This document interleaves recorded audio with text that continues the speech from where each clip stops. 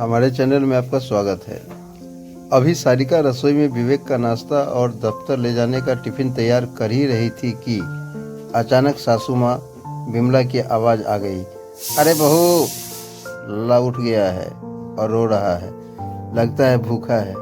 4 माह का अंश आजकल बहुत तंग करने लगा था, परंतु सासू माँ की आवाज़ आते ही सारिका सब काम छोड़कर झट से अंश को अपने कमरे में जाकर दूध पिलाने लगी।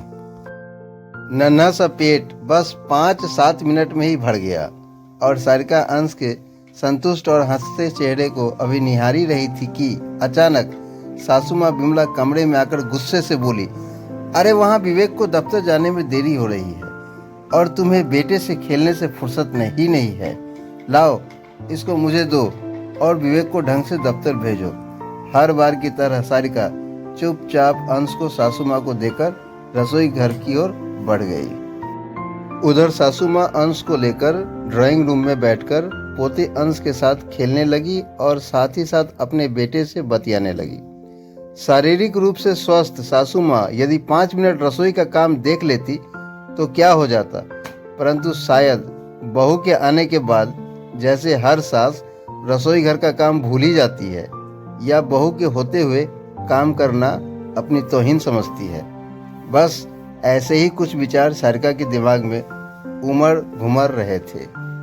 उधर पेट भरा होने के कारण अंश भी अच्छे से खेल रहा था।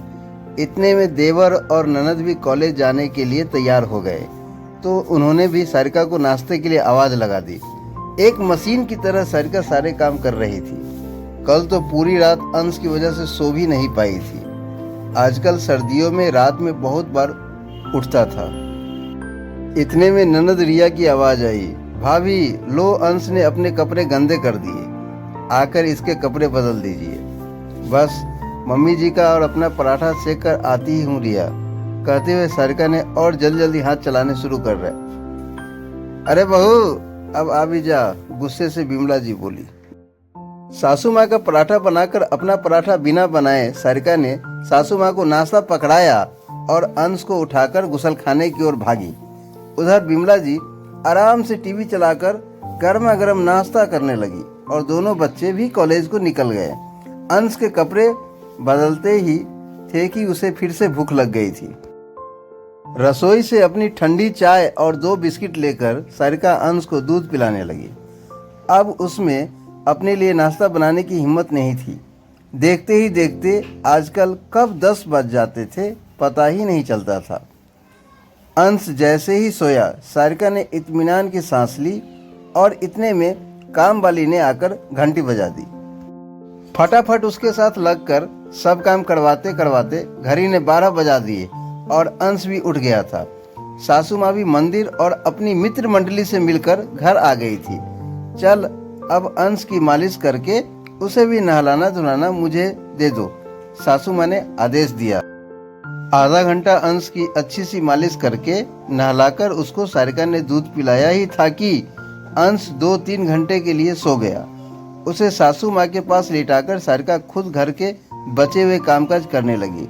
दोपहर का खाना खाकर 2 घड़ी आराम करने ही लगी थी कि अचानक अंश उठ गया और फिर रोने लगा।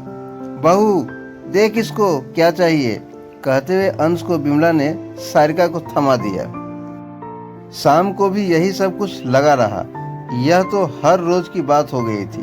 जब अंश खेलता या हंसता तो तुरंत उसकी गोद में से लेकर परिवार के सभी जन उसको खिलाने लगते, परंतु उसके रोते ही तुरंत अंश को सारिका की गोद में पकड़ा दिया जाता था।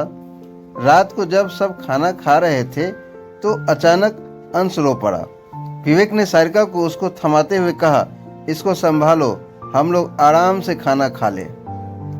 आज सारिका के सब्र का बांध टूट गया। 4 महीने से यह सब कुछ चुपचाप देख रही थी।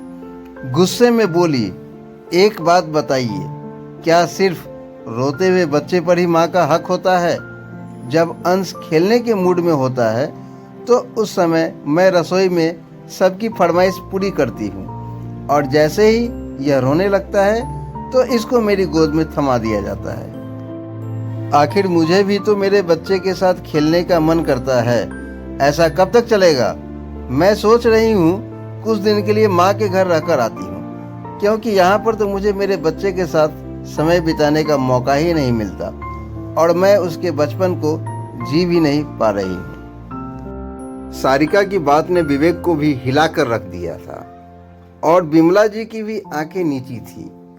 मन ही मन सोच रही थी कि बहू कह तो ठीक ही रही है, इसलिए पहली बार उन्होंने बहू का कोई विरोध नहीं किया। सारिका नम आंखों से अंश को उठाकर चुपचाप अपने कमरे में चली गई। आज सारिका का सवाल विमला और विवेक को पहली बार निरुत्तर कर गया था। यदि ये कहानी आप लोग को अच्छी लगी हो तो मेरे चैनल को लाइक और सब्सक्राइब जरूर करें।